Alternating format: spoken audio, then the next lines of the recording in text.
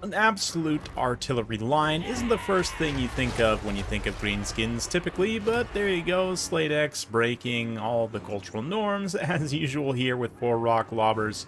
He's got 4 Doom Divers up against the slow Vampire Coast, who themselves brought a double Necrofex. Very cool build.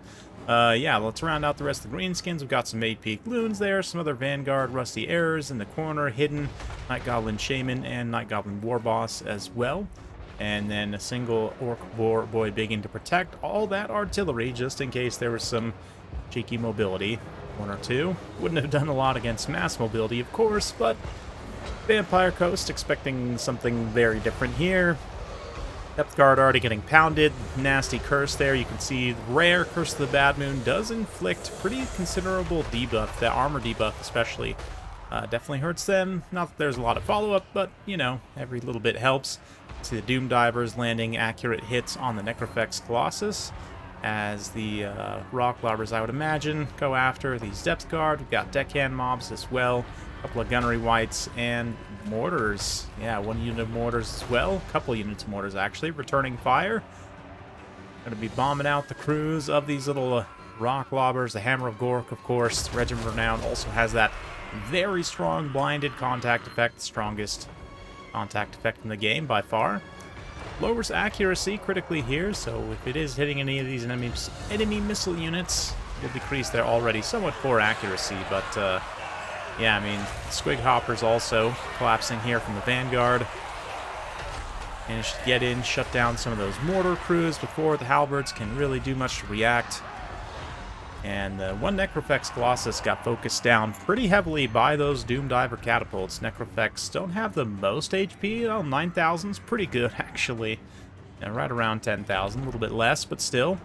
See some Fanatics being unleashed there. It's Night Goblin Warboss's personal Fanatics. Don't ask me where he keeps them, but he's got, you know, a few packs of loons in his back pocket, Pokemon style, ready to deploy.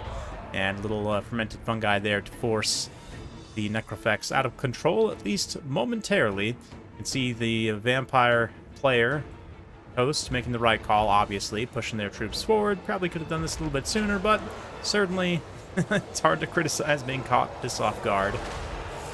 But Orc Boy Biggins are going to interrupt here. The quick Depth Guard, much quicker than the slow zombies, which can pretty much be shelled out before they really get into combat here, for the most part.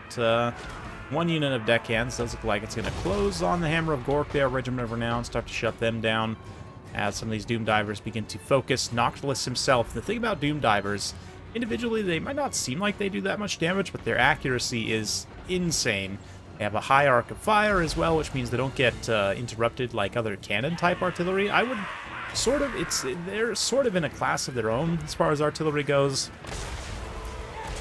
With the homing, but in many ways you can use them in a similar role as a cannon-type unit, right? Like a sort of anti-large, anti-single target role, anti-cavalry often, but especially with that homing, just so accurate, landing hits directly on Noctilus's head here, successive damage, and he is gone. That's one of the quickest I've ever seen him go down.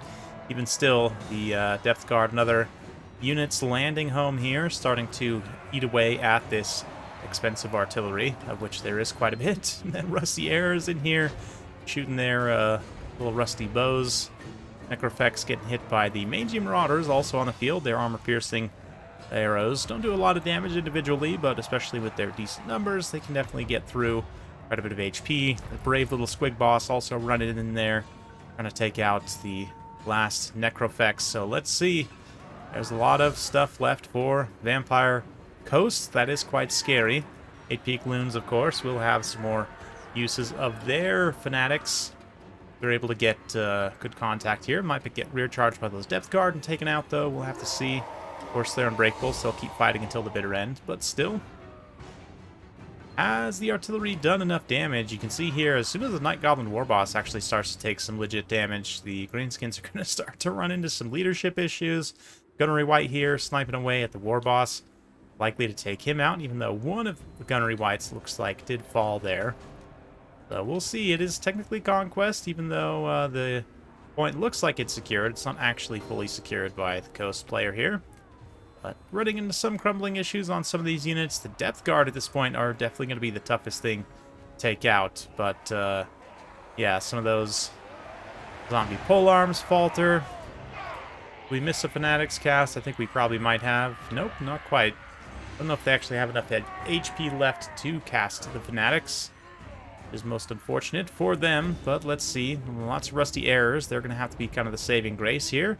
As the Boar Boy Biggins managed to run down the Gunnery White, they're going to get an increase of weapon strength just to make sure they can finish the Gunnery White off. A lot of units kind of crumble locally, and that leaves the Necrofex all of a sudden a little bit exposed. Once more, Mangy Marauders firing their bows. A little bit of leadership damage. Night Goblin Warboss feeling confident on the charge as the Rusty Airs get some really nice shots into these Depth Guard, although they are regenerating HP. Fighting those 8-peak loons, the armor debuff there, and just the volume of fire remaining from the Rusty Airs is going to be significant, so we'll keep all fights up on screen, keep a nice wide view for the time being. As Boar Boy Biggins managed to get that Gunnery White into crumbling, they're now going to switch directions and go make sure they protect those archers. Slade playing his memes safe at this point, making sure he can take home the win here. Necrofex falls, actually falls on the Night Goblin Warboss and does some damage to him. That is a thing in this game. That can happen. But also falling is the Gunnery White, doing no damage, of course. He doesn't have any bombs in his pocket. That'd be funny, though. To be honest, yeah, we've got the Depth Guard also running in there. Down to just 60 armor. I mean, 90 base is pretty good, but once you start to get debuffed, that 60 armor, they'll take significant damage from whatever targets. And they're going to get a little fermented fungi here just to really send it home, send them into an enrage. They do have lowered melee defense. If the Biggins were to charge in, they would do massive damage and probably finish them off, but for now, the Rusty Air is going to kite away from those weakened zombies. Zombies finally realize, oh, we probably should have capped that objective a while ago. Had the coast capped the objective from the start, I don't know. Might have been able to actually win here. Not sure. Greenskins, Slade X probably could have taken it back. Hard to say. You know, hindsight 2020, but Depth Guard there. Tormentor sorted. Being smacked by boars, and Squig Man himself also another weapon strength buff, up to 40 weapon strength on those Boar Biggins. An extra 8 from Spite of the Bad Moon there. And is it going to be enough? The Depth Guard do start to crumble, and the Boar Boy Biggins going to pull away there. Trying not to get hung up too much on those deckhand mobs. Get a little cycle charge, perhaps, but yeah, as long as the Depth Guard aren't able to keep regenerating their health in melee combat, which it looks like, yeah, that effect does drop there. So they should be done. It'll take them a few seconds to go, but there it is. Looks like the Vampire cosplayer going to throw in the towel. Quite a game. Definitely a fun one, for sure. Yeah, just the wild artillery of the Greenskins. Not something you expect to see most of the time, but yeah, actually a lot of work being done by those Doom Divers. They all pretty much paid for themselves, averaging out their value, and are able to take out, you know, a number of the high-value single entities of the Vampire Coast without them doing anything.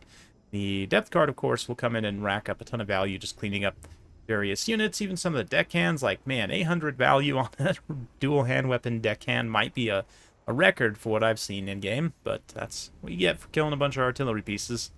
Yeah.